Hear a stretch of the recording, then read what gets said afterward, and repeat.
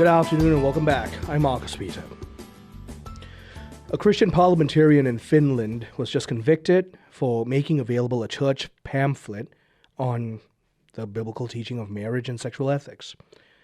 She was charged under a criminal code chapter dealing with war crimes and crimes against humanity, if you can believe that. At nearly the same time, in Belgium, publicly funded radio presenters smashed statues of Jesus and Our Lady for amusement, for humor, filmed it, and then admitted that they would treat Islamic symbols with greater caution because that would be quote-unquote dangerous. I ask everyone to keep in mind that statement, but that's not the point of today's commentary. Those two events tell the whole story of the modern West. That condition of Christianity being mocked in the West now didn't arrive immediately, and so I want to track this with all of you. The West went from deeply Catholic to Protestant, from Protestant to vaguely secular Christian, from secular Christian to secular, and from secular to post-Christian, and then from post-Christian to now openly anti-Christian. Now, each phase has kept some borrowed goods from the past, but it kept cutting deeper into the root that had nourished them. Hilaire Belloc gave us an old formula with brutal accuracy. The faith is Europe, and Europe is the faith. He also wrote elsewhere in the same book, the church is Europe, and Europe is the church.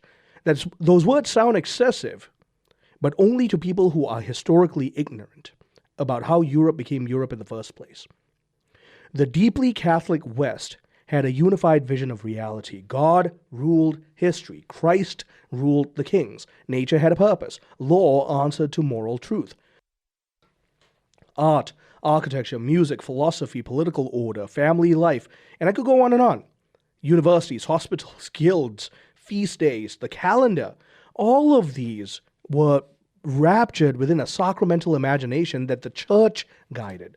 So yes, Europe had sin and corruption and brutality and every familiar human vice, but it also had a coherent account of what was good. A civilization can survive many crimes more easily if it has that kind of a vision. But if you take a metaphysical vision, which means God, out of the public sphere, well then, it's a civilizational fact that it has spelled its ruin. Because that's what the Protestant rupture did. I want to speak carefully and plainly here. The reformers claimed that they were seeking renewal, but their grievances against late medieval corruption had some substance. Their actions, however, and the long-term effect was a fragmentation of authority and sacramental thinning and liturgical reduction and a transfer of the authority to interpret the scriptures toward the private reader and the prince and different sects within Protestantism. Benedict XVI in Regensburg identified the Reformation as a major stage of what he called the de-Hellenization of Christianity. This was a process that treated the synthesis of biblical faith and reason as alien. Once theology was broken from reason, the faith no longer had a hold in the public grammar. Brad Gregory wrote a book called The Unintended Reformation, and he put this entire sequence in one devastating sentence. Because 16th and 17th century Christians could not agree about what was true, right, and good, modern individuals were eventually permitted to determine these things for themselves. You and I should go back and read that line slowly, because it explains more than what a shelf of social commentary could ever do. When Christians don't agree on truth, public order shifts towards legal procedure. At that point, every man becomes his own little magisterium.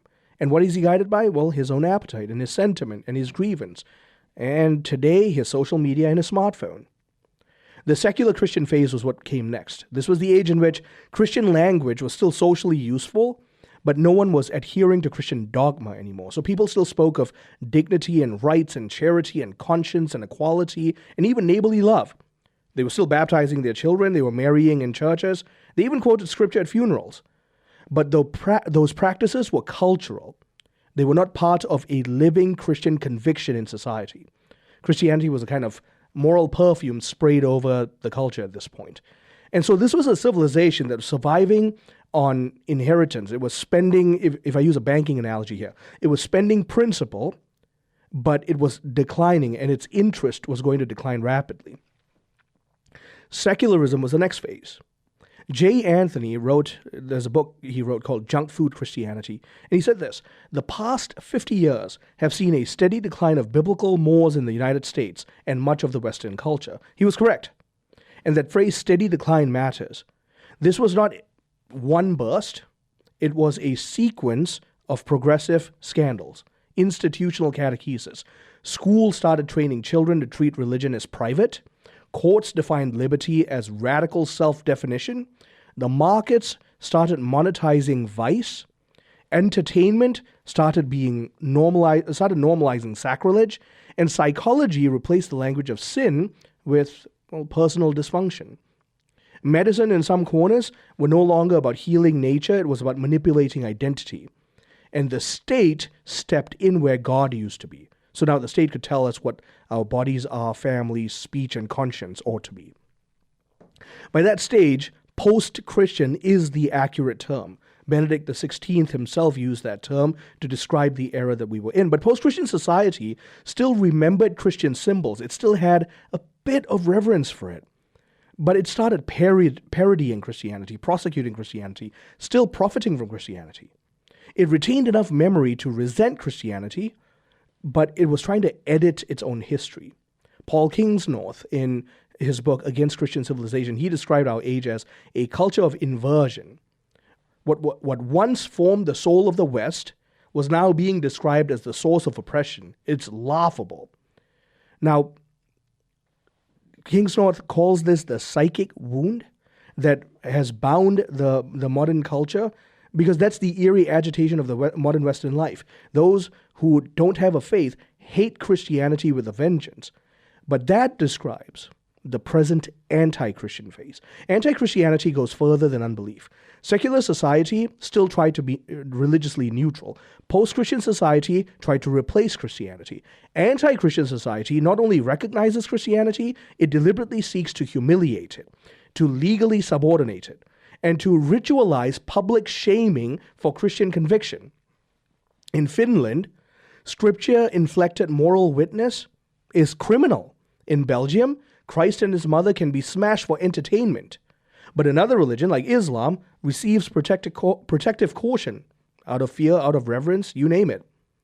That's fraud. We can admit that asymmetry is fraud. It has nothing to do with equal respect. It is a civilizational contempt for the real faith, that worships the real God, who is Jesus Christ.